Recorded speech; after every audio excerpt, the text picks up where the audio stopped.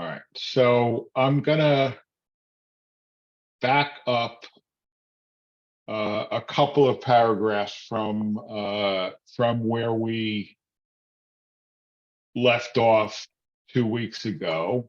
Only because we're in the middle of a discussion and it's just easier. But I just want to remind you, particularly for those of you who are not used to studying Gemara, daf after daf, as opposed to just sections, that we are still in the Gemara discussing the first clause of the first Mishnah of this chapter, specifically that you're not allowed to eat on Erev Pesach.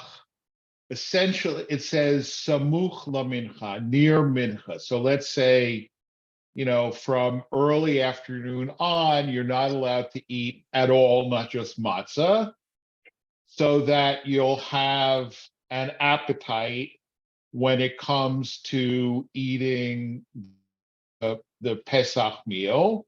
And originally, when this was codified, they were probably still eating the Korban Pesach, the Paschal sacrifice, which is a mitzvah. And even if they weren't eating the Korban Pesach, they're certainly eating matzah, which is a mitzvah. So you want to do a mitzvah enthusiastically and not just, oh, I got to eat this. I'm not really hungry, but I got to force myself to eat it to fulfill the mitzvah. Okay, so that's what we started discussing. And then we have all of this stream of consciousness stuff, which has really nothing to do with the clause in the Mishnah that we are ostensibly discussing.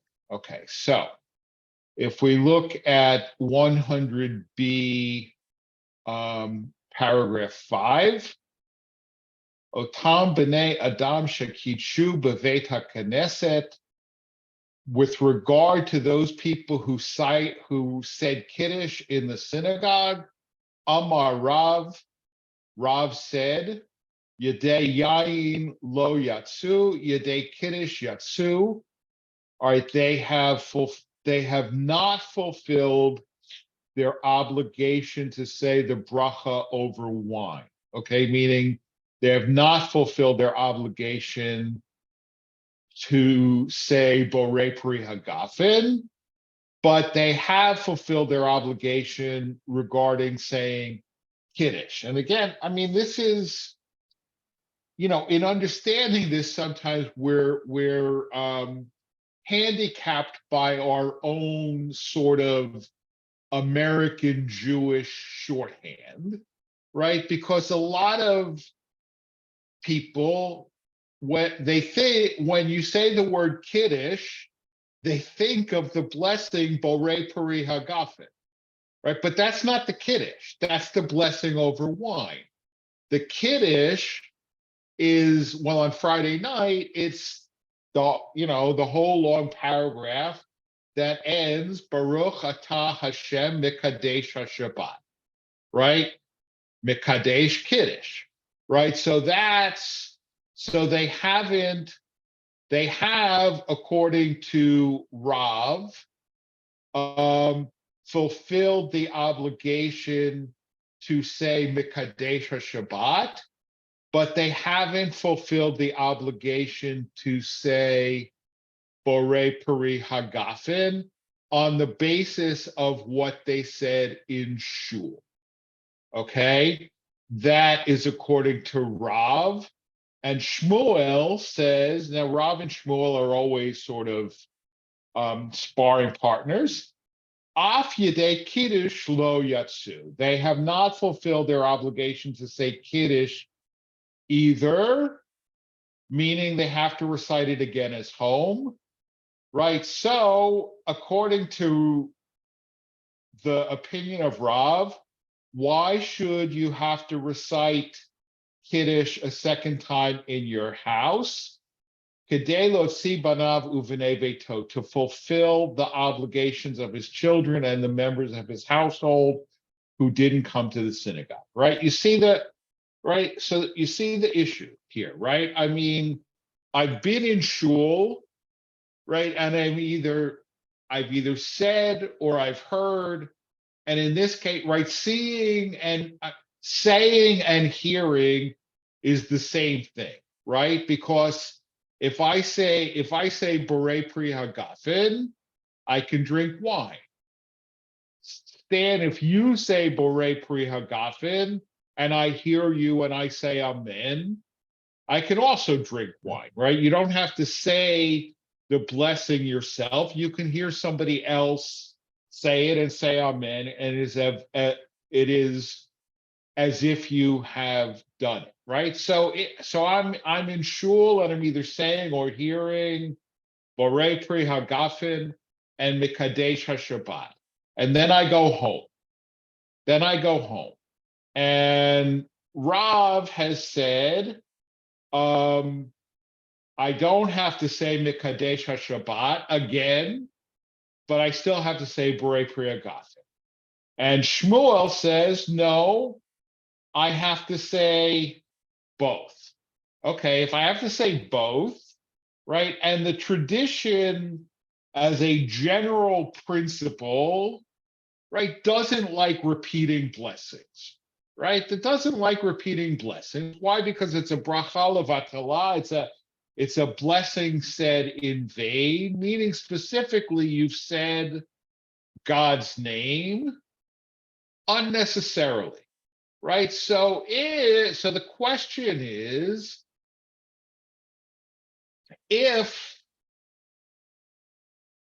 I still have to say both Mikadesh HaShabbat and Borei Pri Hagafen at home, right? Or even if I don't have to say Mikadesh HaShabbat, but I do have to say Borei Pri Hagafen at home, what's the point of saying it in the shul, right? And if I've said it in the shul, what's the point of saying it at home, right? So the answer that the Gemara gives, according to Rav, is you have to say Mikadesh HaShabbat again at home for your children and the members of your household because they weren't in shul and they didn't hear it.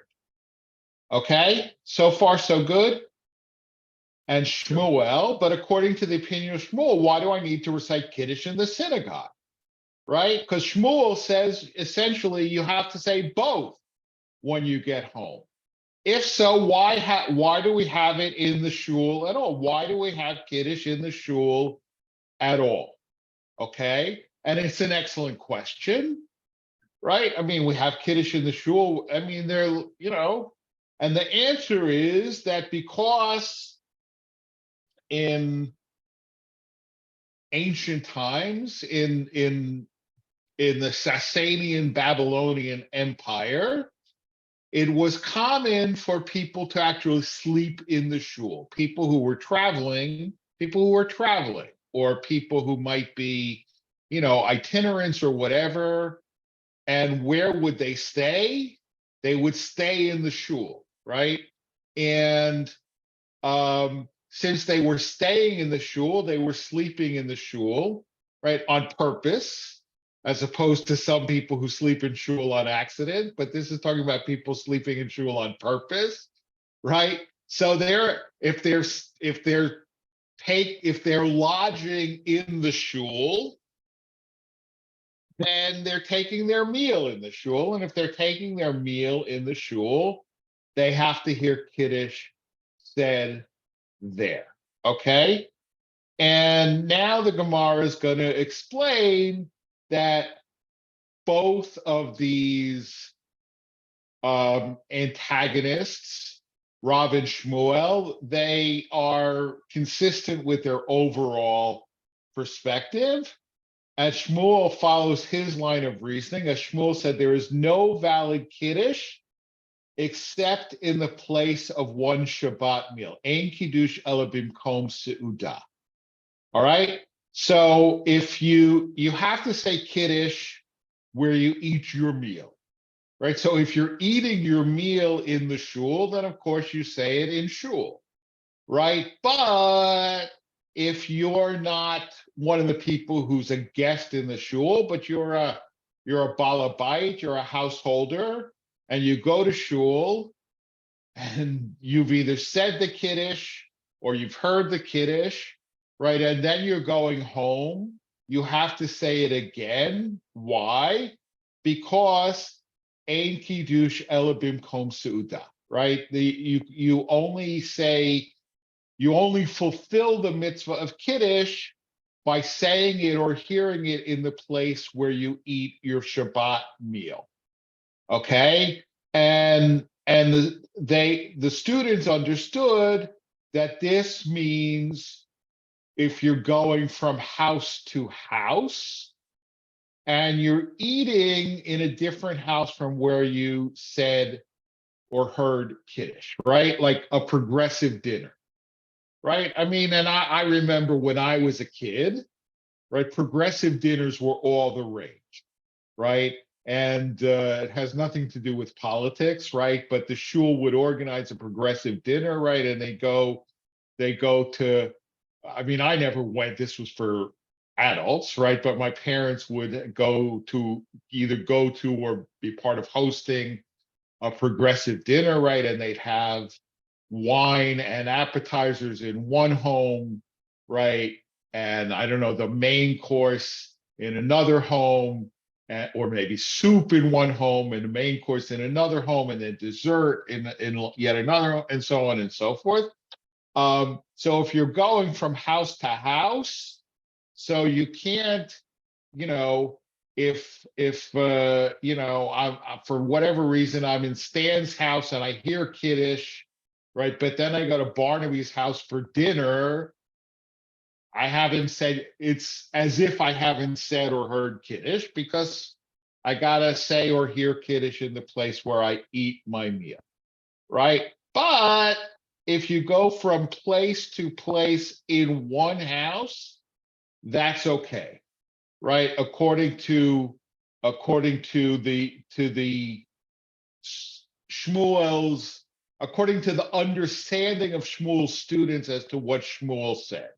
Right. In other words, you can't go from house to house, right? But if for some reason, I don't know, you said kiddush, I don't know, you said kiddush in the hallway, right? But then you ate dinner in the dining room, that was okay, right? I mean, why exactly somebody would do that, I don't know, but from place to place in the house, or like, I mean, obviously they wouldn't anticipate people attending services via Zoom in their own home, right? But, right, my Zoom studio is in my basement, right? So on Friday night, I'm saying kiddush in my basement, right? But then I'm going upstairs to have Shabbos dinner, right?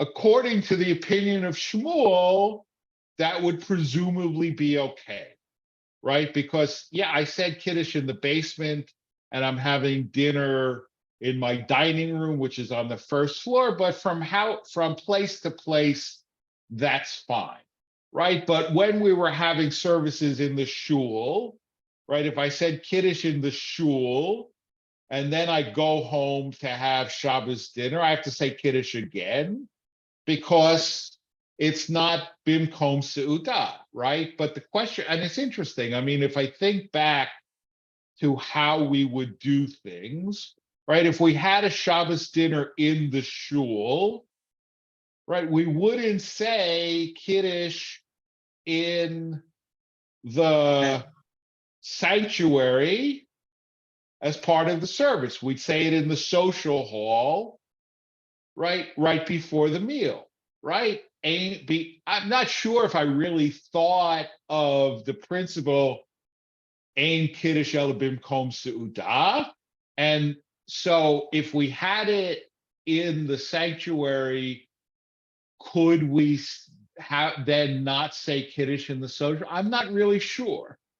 I think the answer is probably yes. If we go back a couple of paragraphs when they're saying that they said Kiddush in shul for the people who were eating in shul, because we were eating in shul, right? But conceptually, it just did seem to make more sense to have it as part of the meal. Okay. Any questions or comments so far? Yeah, Barnaby. Just wanted to remark, first of all, Please. that many shuls have abolished Kiddush at services because people are no longer staying at shul, let alone eating. Right. I mean, and I think we actually discussed this a little bit 2 weeks ago. I think in a community where everybody is observant, that makes perfect sense, right?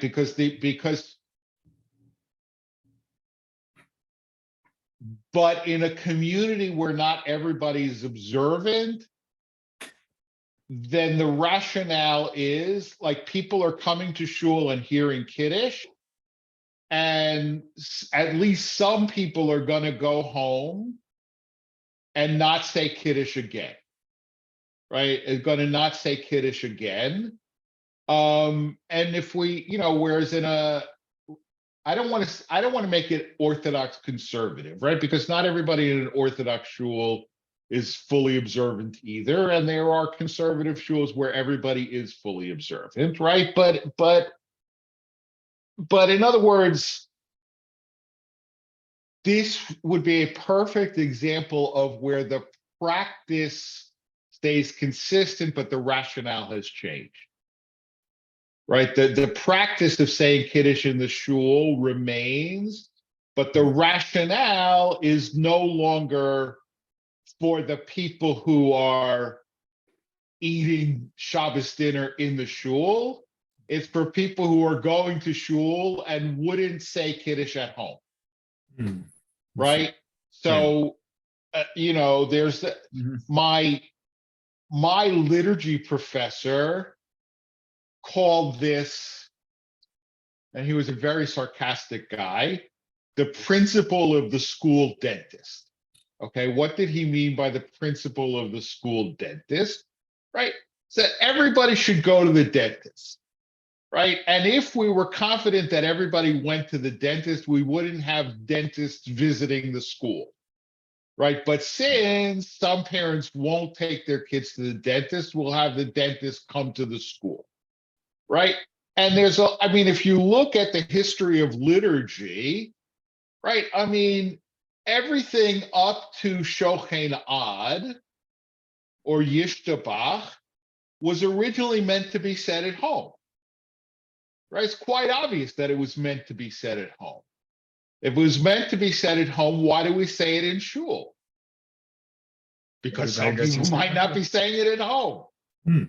And also to help concentration. But in terms of the first blessings, the Sephardim actually do it like the Shulchan Aruch, that when they put their pants, they say one, and then when they put their shirt, they say another. And right. I mean, yeah, you can go, to that Mishnah who talks about the Hasidim or Rishonim and whatever. But I think, in my opinion, the history of rabbis not trusting Jews to do what they're supposed to do, right, and therefore figuring out ways to make them do it, is an honorable tradition, right? And so, you're supposed to say it at home, but people might not say it at home, so we'll say it in the shul. That way we know that people are saying it. Okay, so at any rate, we're assuming that according to Shmuel, we're assuming that according to Shmuel, you can say Kiddush in one place in your house and eat in another place in your house, but you can't say Kiddush in one house and eat in another house. Or say Kiddush in shul and eat in your house. Then you have to say Kiddush is set in time. But Rav Anan bar Tachlifa said to his students, right, and he was one of the students of Shmuel. Many times I stood before Shmuel, and he descended from the roof to the ground floor and recited Kiddush again. Okay, meaning that if you recite Kiddush and eat Shabbat, your Shabbat meal in a different part of the same house, you have to recite Kiddush a second time. Okay, now, I mean, what is Shmuel doing up on the roof? That's not such a big question. I mean, it'd be a question for us, because for the most part, we don't live in places where it's common to have access to your roof, right? And if you live in a single family dwelling, unless you live in California or New Mexico or maybe Texas, chances are you have a sloped roof anyway, so people are not hanging out on their roof, right? And the reason you have a slope roof is because it snows. But in warmer climates, it's quite common to still have a flat roof. And people, especially pre-air conditioning, the roof was essentially living space. And in Mexico, for sure, the roof is still living space. I mean, people have a mirador or whatever. But it's not clear to me why Shmuel is, in other words, I understand what Shmuel is doing up on his roof. Okay, I don't understand why Shmuel is saying Kiddush up on the roof if he knows he's going to have dinner on the ground floor, but he did. Okay, he said Kiddush up on the roof, and then he went down to the ground floor and he had to say Kiddush again because according to him, changing place even within your house reignites the obligation to say Kiddush. Okay. And then so we'll go on to the next paragraph. Rav Huna also maintains there is no Kiddush except in the place of one Shabbat meal.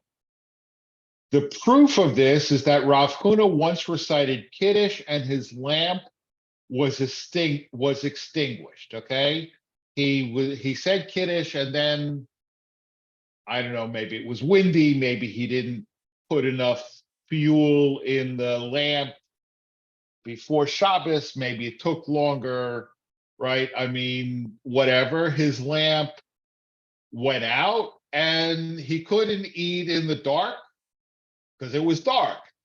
So he brought his belongings over to the wedding home of his son Rabbah, where there was a lamp, and he recited Kiddush there and tasted some food.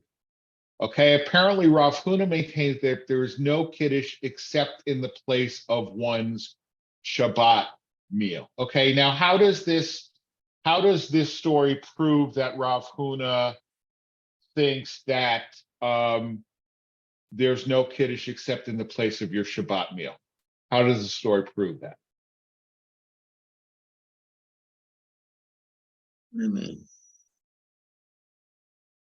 All right. He says Kiddush. His light blows out. So he can't eat. He doesn't want to eat in the dark. So he goes to his son's house and he says Kiddush again.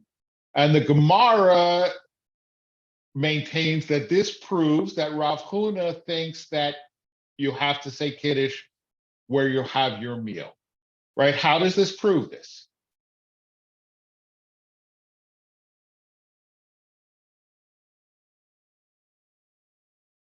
And he had some food.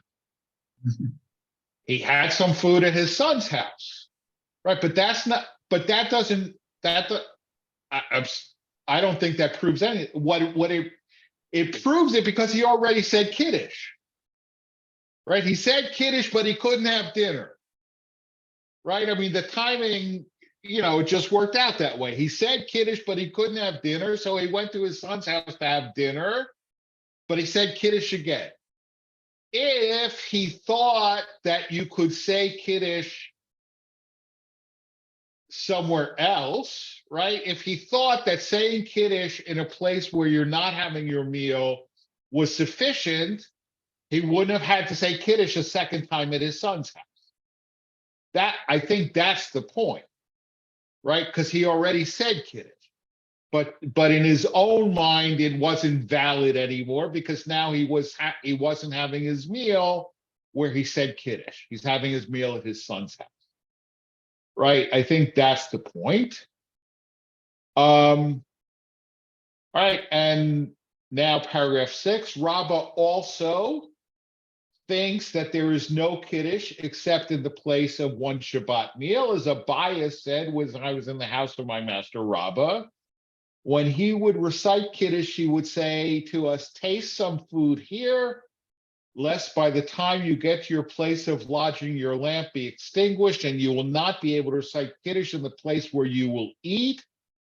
And with the Kiddush you heard here, you do not fulfill the mitzvah, as there is no Kiddush except in the place of one's Shabbat meal. Okay, now this is a little bit confusing, but apparently all the students are at Rabbah's house, right? And they're saying Kiddush, they're hearing Rabbah say Kiddush, right? But they're not really gonna have their Shabbat meal there. Again, why? I don't know. Okay, but they're at Rabbah's house, they hear him say Kiddush, and the plan is for them to then go to their own houses and have their Shabbat meal there, and presumably say Kiddush again, right? But he says to have, a little shtickle of something to eat, because I'm concerned that by the time you'll get home, right, then your light may have blown out, and you won't be able to recite Kiddush in the place where you will eat. Meaning, why? Because you won't be able to eat because it's dark, and then you won't have dinner and you won't have Kiddush, right? So this way, I mean, apparently, if you have 2 dinners and 2 Kiddushes, that's fine, right? 2 dinners and 2 Kiddushes is fine. But if you hear my Kiddush and don't have anything to eat by me, and then you go home and you can't eat because it's dark, then you can't say Kiddush. But you understand that the obligation to say Kiddush, the fulfillment of it is tied to the meal, but the obligation exists independently of the meal, right? In other words, you can't say, well, I'm not going to have dinner Friday night, so I don't have to say Kiddush. No, you have to say Kiddush.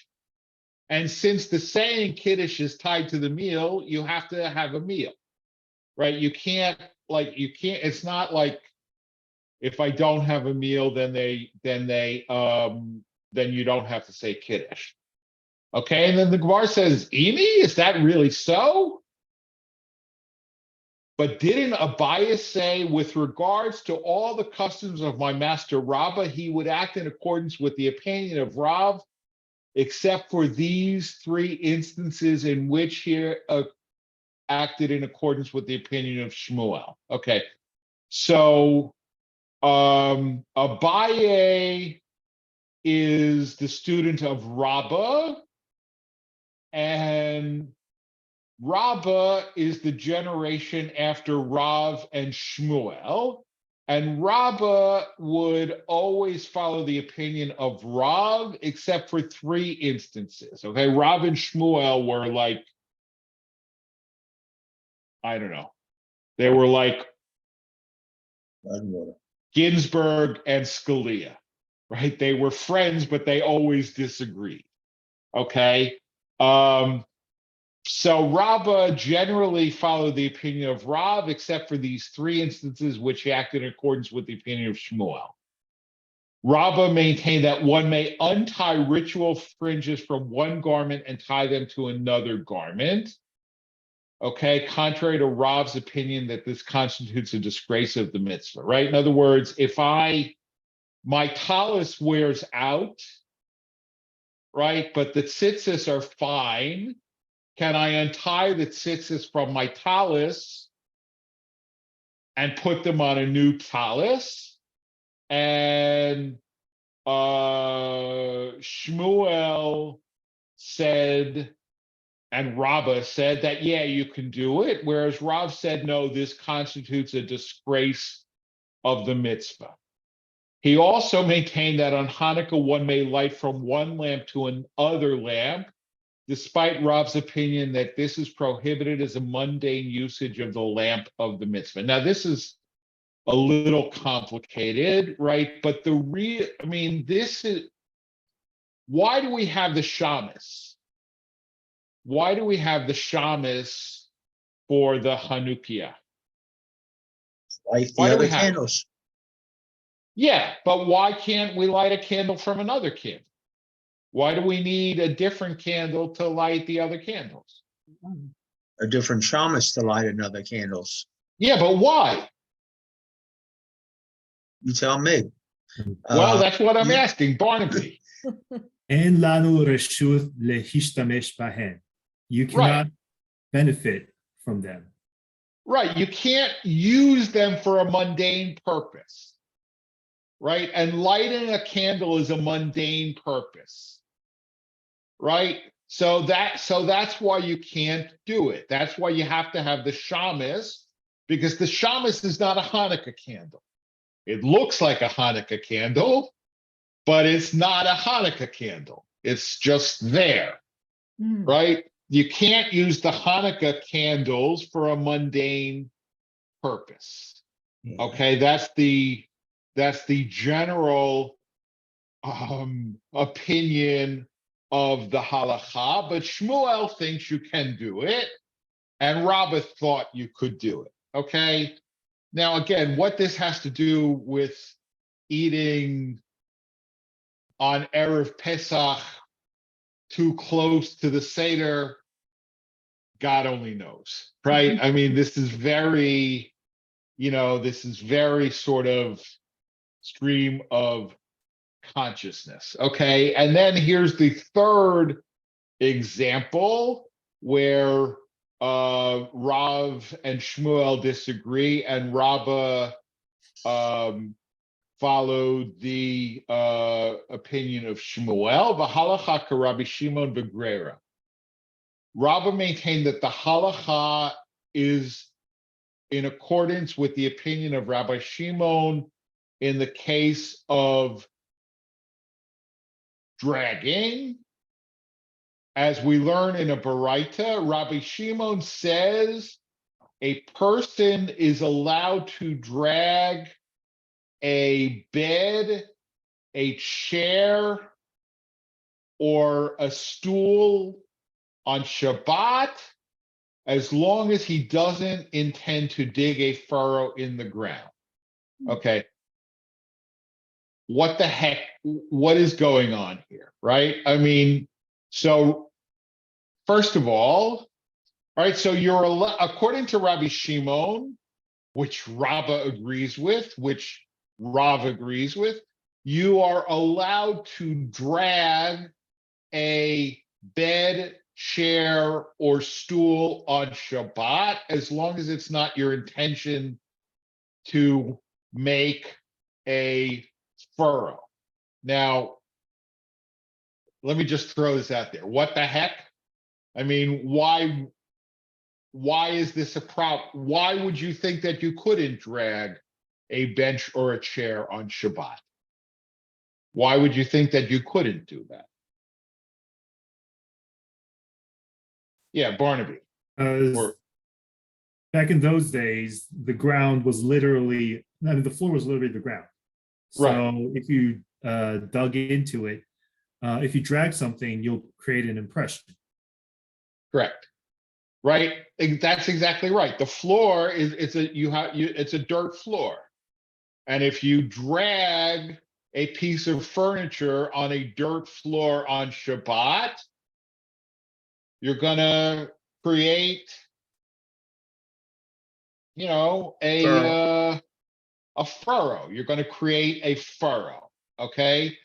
And this is a problem, right? This is a problem. I mean, you're not allowed. First of all, you're not allowed to dig. You're not allowed to dig a furrow on Shabbat, right? But Rabbi Shimon says it's okay as long as it's not your intention. In other words, right? All right, I'm dragging a chair in my house, right? Because I don't know, I have an extra guest. I have an extra guest, so and I don't know, it's late, it's tired, that the chair is heavy. I don't want to have to pick it up, so I'm going to drag it. And as a result, I'm making a furrow in the ground, right? But is it my intention to make a furrow in the ground? No. It's my intention to have a chair for my guest, right?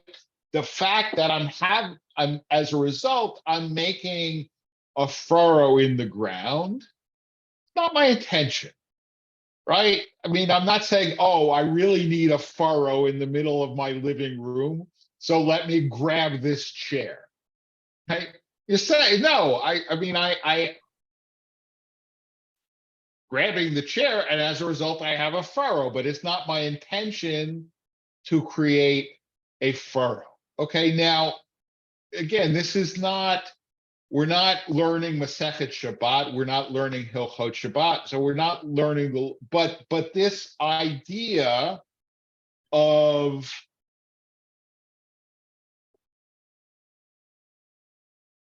it's known as davar she'eino mitkaven, right? It's an unintended byproduct, right? I didn't intend to create a furrow. I intended to drag a chair, right? But this question of unintended consequences in the laws of Shabbat, I mean, oceans of ink have been spilled over the centuries, right? Because on the one hand, because it's not, I mean, there's two different categories, right? There's davar she'eino mitkaven, something that he didn't intend, right? But there's also the concept of psik risha. Okay, psik risha, this is one of my favorite categories in all of halacha. Okay, psik risha. All right. Now, apparently, in ancient Babylonia, if you wanted to keep your kid quiet, you gave him a chicken head to play with, right? You gave him a chicken head. So the question is, right, my kid is being a pain. I want to give him a chicken head to play with so he'll shut up and stop annoying my guests. I don't happen to have a chicken head handy, but I have a chicken, right?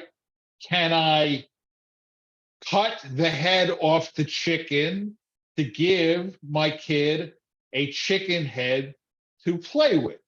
And Alan, I think you're shaking your head no, right? Right, I am, and the reason, of course, is you're prohibited from work. Unintended consequences may or may not be the work, but that's what I find interesting here. In the law, we have, for instance, if you're going 36 in a 35-mile zone, you're wrong. It's a strict liability crime. Right. The mitigation, I mean, you might have something you can say in mitigation, but you're wrong. Some of the other crimes that are more involved, killing somebody, that may or may not be murder, and it may or may not be different degrees of murder. How much of that is in here? Because you're really saying that the intent, the real intent of the person is dispositive. Well, I mean, it depends, okay, and it's not always clear to me. I mean, to a certain extent, there is an element of I can't define it, but I know it when I see it, right? I mean, because so here's the thing, Alan, right? You say to me, you can't cut the chicken head off because you're killing the chicken, right? But I say to you, yeah, but it's not my intent to kill the chicken. It's not my intent to kill the chicken. It's my intent to give my kid a chicken head so he'll shut up, right? I don't care whether the chicken dies or not. It's completely irrelevant to me. It's not my intent, right? But then the Gemara is going to come back and say, "Seek Resha v'lo yamut," right? If you cut, it is not a possible consequence that the chicken dies, right? It is an inevitable consequence that the chicken dies, right? If it was a possible consequence that the chicken dies, we could say it's a davar she'eino mitkaven, right? Because it's not my intention to kill the chicken. It's my intention to give my kid a toy.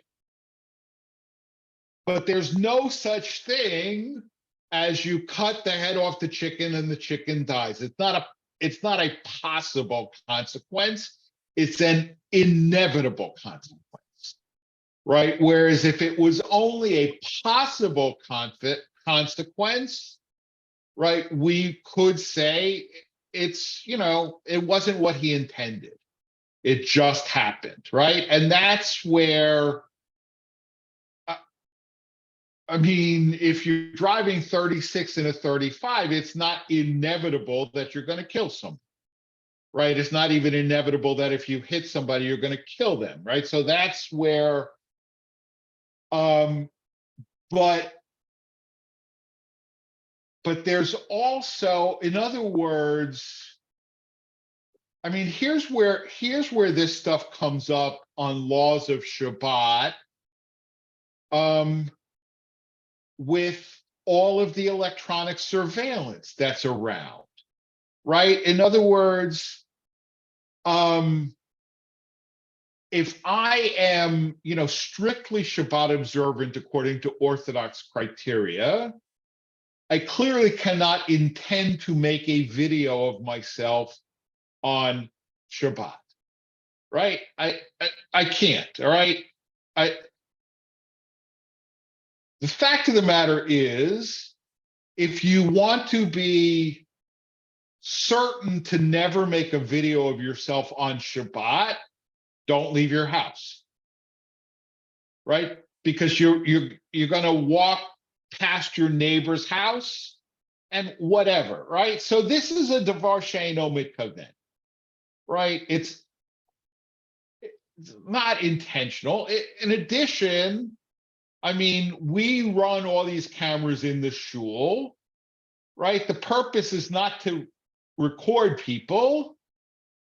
It's for security, right? A byproduct of that is that people are recorded, but that's not the intention, right? I mean, I'm sure most Orthodox shuls have security cameras that are running 24/7 too. I don't know that for a fact. It'd be an interesting look, do they turn off their security cameras on Shabbat? But I would imagine that they probably don't. Because it's not your intention to be recorded. It's not your intention to record, but it is a psik resha. It is an inevitable byproduct, right? Whereas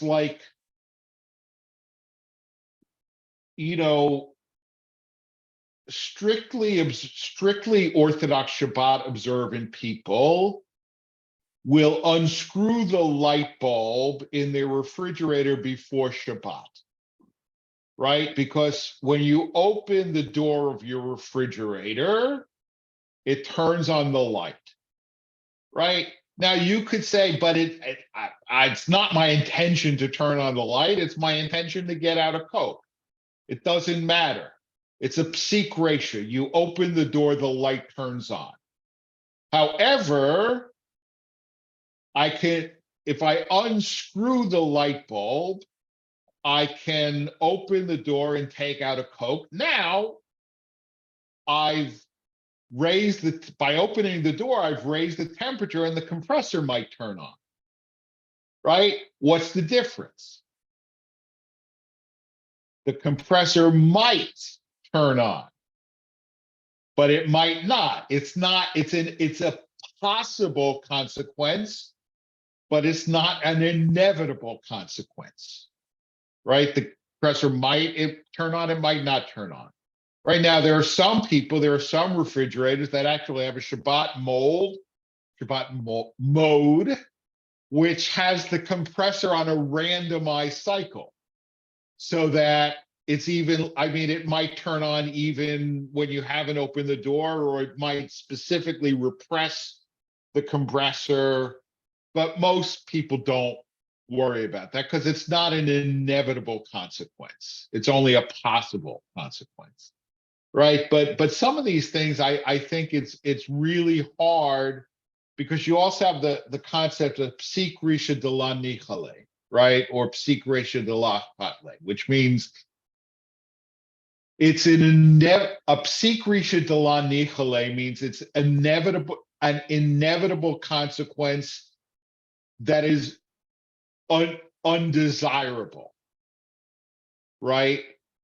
But you also have, right, so you have inevitable consequence that's undesirable, an inevitable consequence but you don't care about it. And under certain circumstances, and I have to say that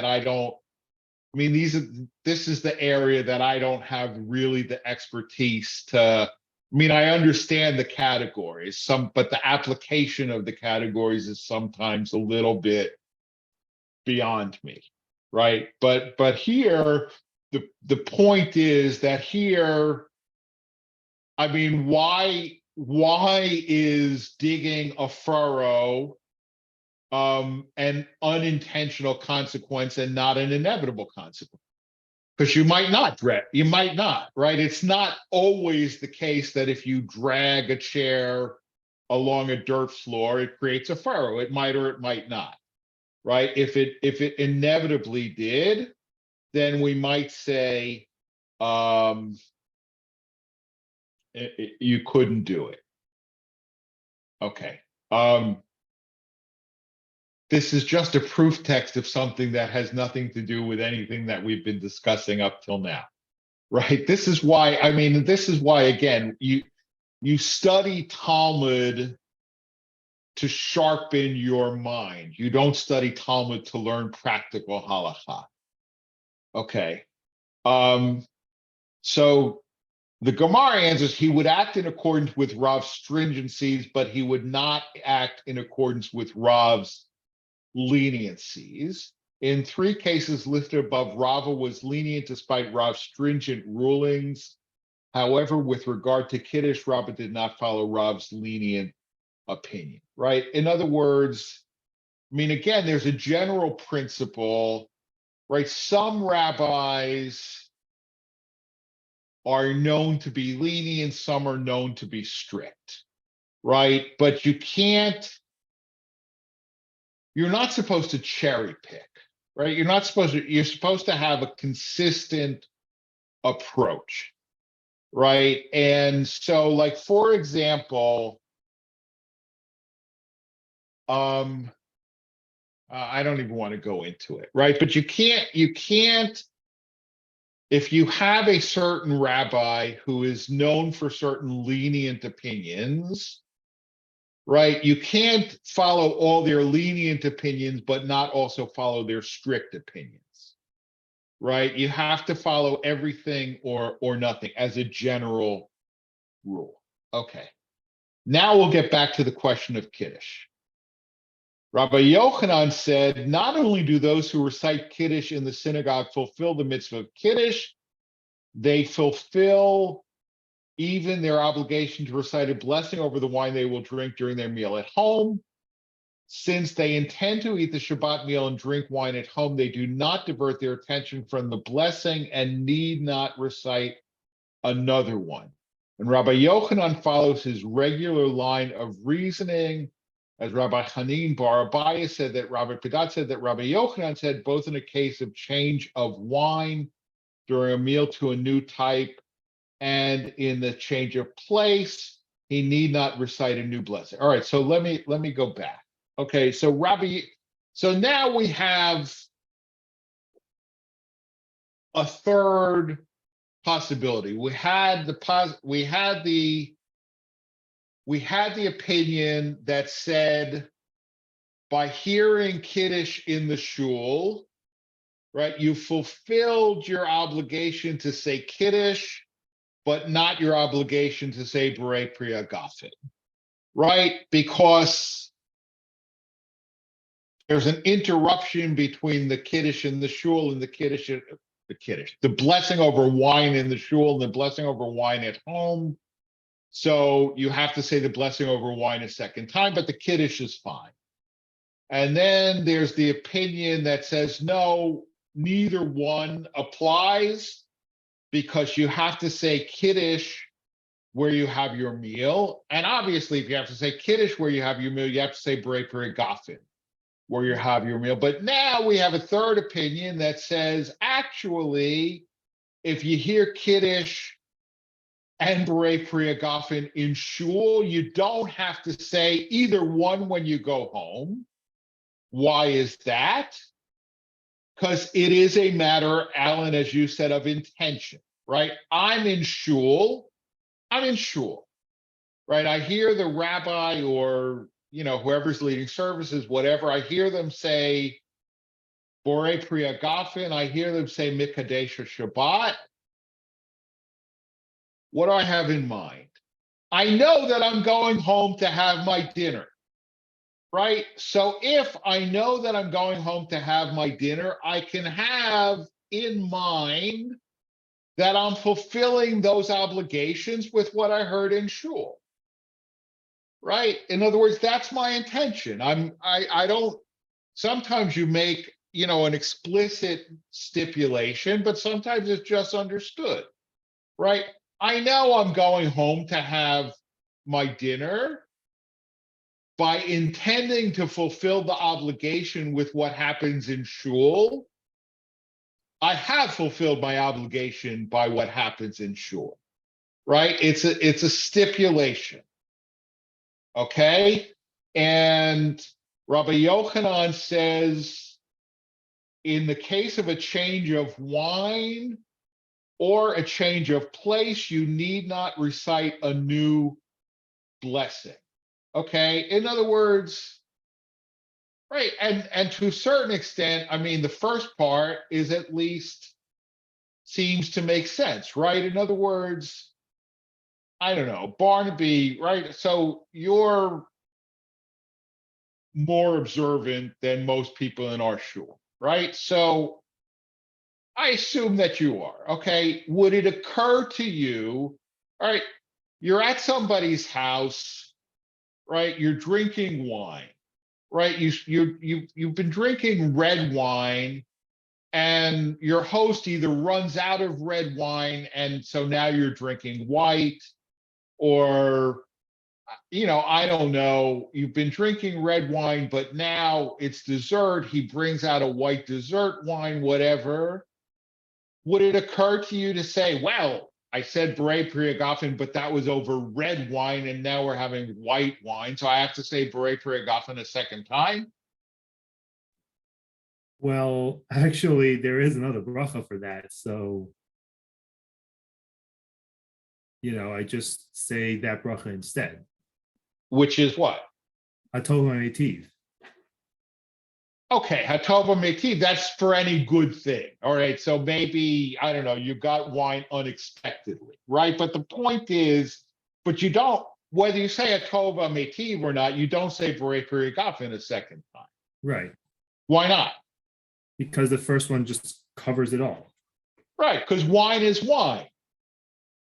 Wine is wine, right? We don't have a different bracha for red wine and white wine. We don't have a different bracha for red wine and rosé, right? Or dry red and sweet red. Wine is wine. Wine is wine. You don't have to say a new blessing because you're drinking a different type of wine, and that's the opinion of Rabbi Yochanan. But the Gemara says, in the case of a change of place, you do recite a new blessing, but in a case of a change of wine, you don't recite a blessing. And this is a conclusive refutation of the opinion of Rav Yochanan, right? Yes, it is. Okay, so in other words, essentially what this is saying is Rabbi Yochanan maintains that you don't have to say the blessing again if you change places, but Rabbi Yochanan is wrong. Okay, it's wrong. It's a dot yachid. It's a how do you say it? Minority opinion. Minority opinion, right? It's a minority. It's a not more even than a minority opinion. It's a right. It's an opinion that we can safely. Single voice. It's a single voice, and we don't pay attention to that. Okay, we don't pay attention to him. He's just wrong. Okay. So Rav Idi bar Avin sat before Rav Chizda, and Rav Chizda sat and said in the name of Rav Huna, that which you said after a change of place following Kiddush, one must recite a new blessing. They only taught this with regard to one who moves from house to house. However, from place to place within one house, no, he's not obligated to recite a new blessing. Okay, so Rav Chizda said in the name of Rav Huna that change of place, you have to say a new Kiddush. That is, yes, explicitly house to house, but not place to place within the same house. And Rav Ini bar Avin said to him, this is indeed what we learned in the Baraita of the school of Rav Hinok, and some say in the Baraita of the school of Bar Hinok, in accordance with your ruling. But if there's a Baraita that states the same halacha, does Rav Huna merely come to teach us a Baraita? In other words, we don't need this. We already know it. Rav Huna taught the halacha quoted in the Baraita because he had not heard the Baraita. Rav Huna independently issued the same ruling as that of the Baraita. Okay.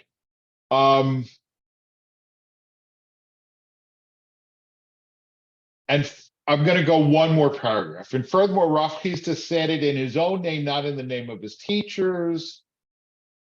That which you said that after a change of place, one must recite a new blessing. We only said so with regard to one each item of food that do not require a blessing after them in their original place, e.g. water or fruit. In the case of this kind, exiting one's location indicates that he has concluded his meal.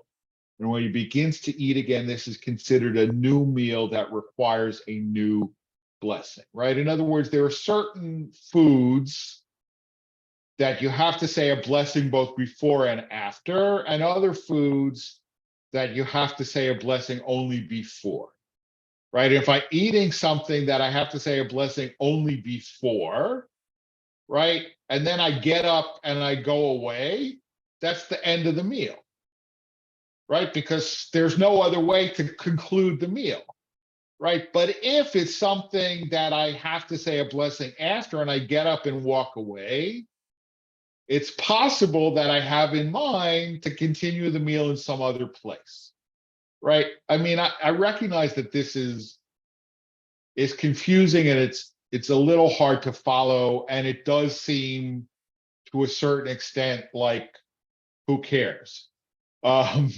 Because very little of this is actually, in practice today. But as I said, the point is to teach you how to, it's to understand the underlying logic, and not necessarily to understand the practical law, right? I mean, it's just like I understand that, law school teaches you how to think like a lawyer, right? Bar review teaches you how to actually be a lawyer, right? Yeah, Alan, go ahead. Now that you're talking about bar reviews, Rabbi Ben, let's say Rav Hasinda says, all right, this is the way I believe it, because you have to say it each time.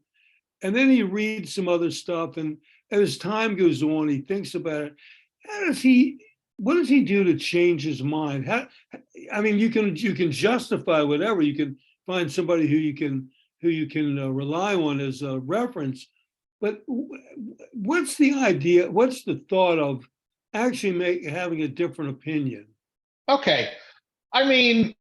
Look, that's a great question. The Gemara is sealed, right?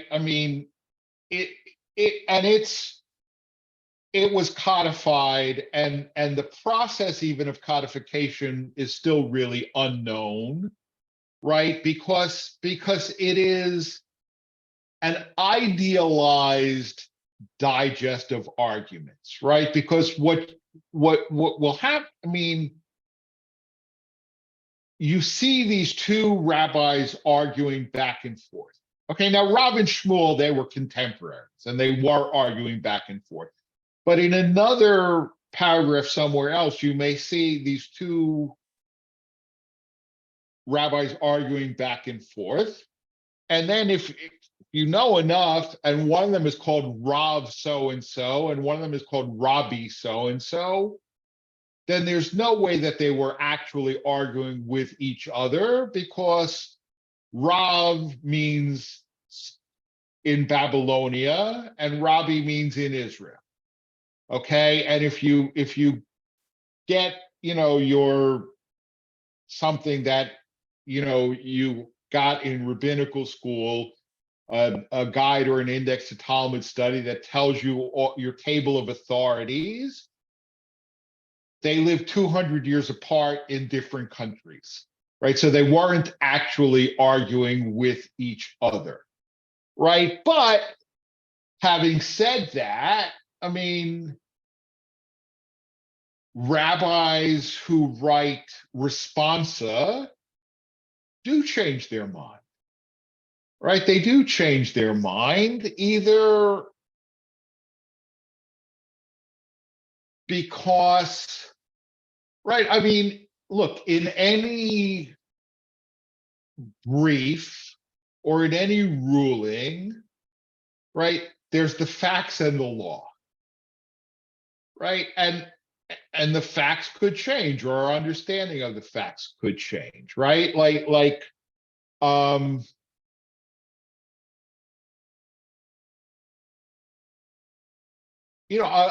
I'll give you an example of current halachic controversy, right? Up until very recently, so surrogacy, right? And the halacha,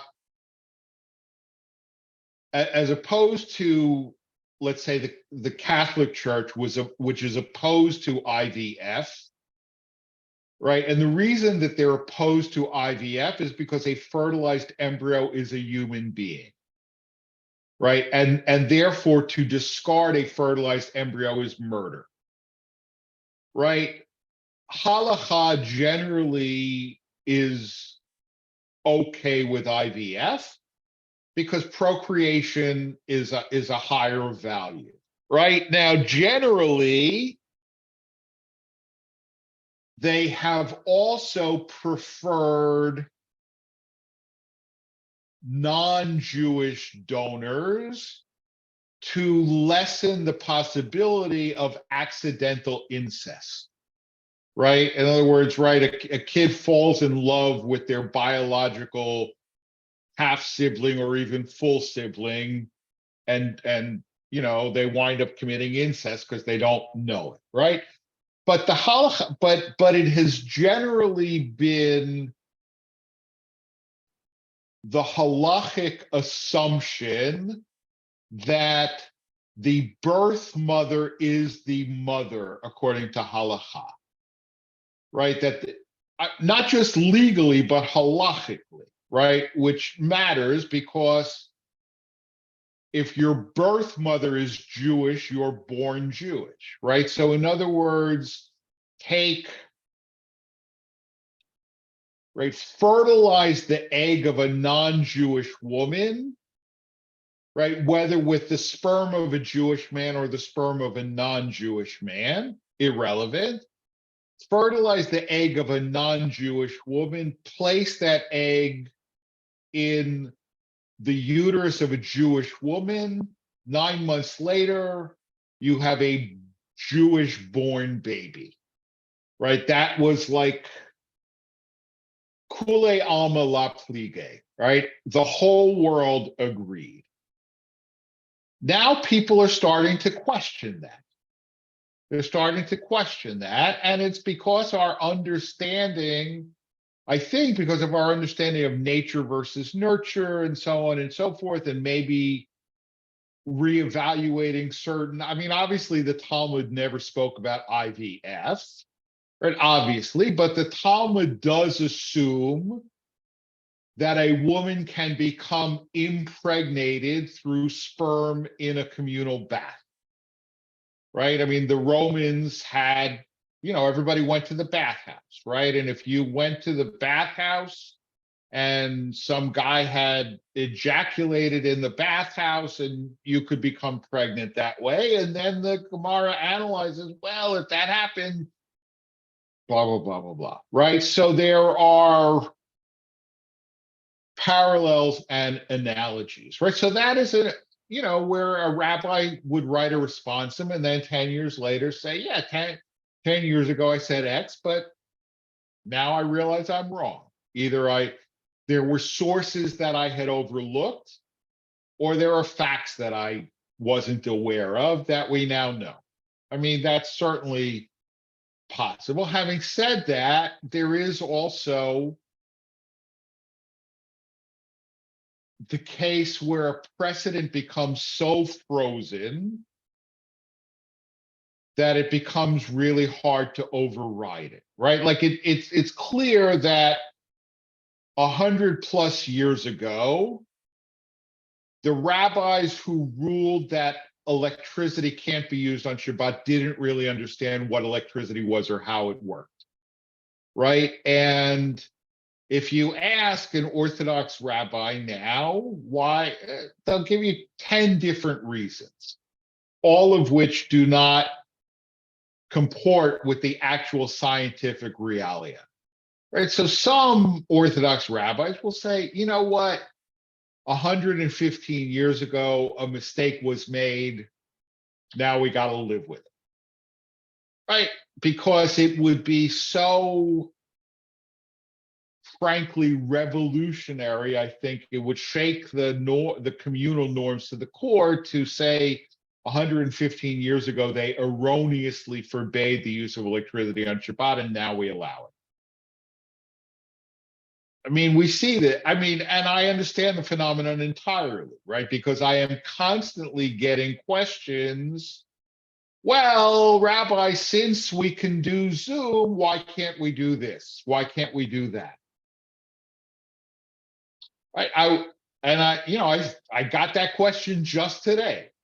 And I said, look, I never would have allowed Zoom on Shabbat if not for the pandemic, right? But just because we allow Zoom on Shabbat doesn't mean that, we're going to allow everything else in the world, that, there's sociology at play too. All right.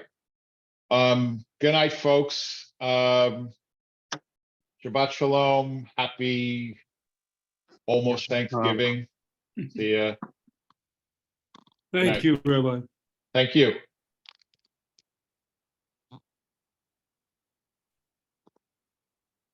Shabbat